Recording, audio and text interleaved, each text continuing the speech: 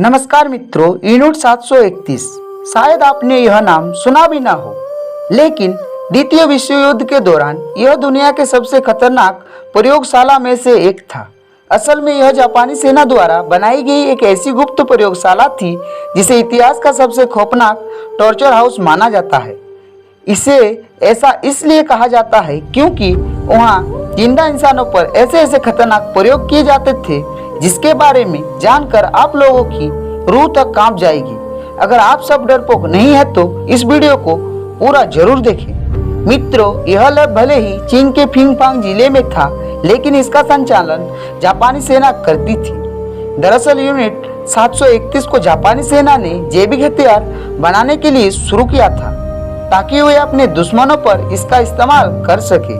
वे इतने ज्यादा खतरनाक थे, वे लोग वहाँ जिंदा इंसानों के शरीर में खतरनाक वायरस और केमिकल डालकर उन पर बहुत ही खतरनाक प्रयोग करते थे। इंसानों को इस लैब में ऐसी ऐसी यातना दी जाती थी जिसके बारे में शायद ही आपने सोचा होगा। उस लैब में चीन, अमेरिका और ब्रिटेन जैसे देशों से पकड़े गए लोगों पर जानवरों की तरह प्रयोग होते थे। इस क्रम में कई लोग तो तड़प तड़प कर वहीं मर जाते थे, लेकिन जो जिंदा बच जाते थे उन्हें भी बाद में मार दिया जाता था और यह देखने के लिए उनकी चीरफाड़ भी की जाती थी कि आखिर वे बच कैसे गए।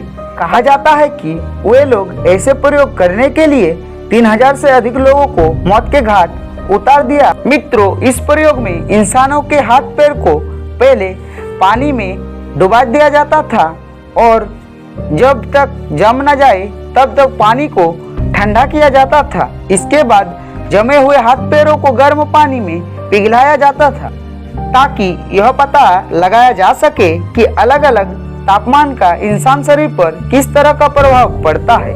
इस खतरनाक प्रयोग में कई लोगों की जान भी चली गई थी। कई बार ऐसा भी होता था कि इंसानों के शरीर में पहले खतरनाक वायरस डाला जाता था और उसके बाद उनके प्रभावित अंगों को यह देखने के लिए काट दिया जाता था कि बीमारी आगे भी फैलती है या नहीं।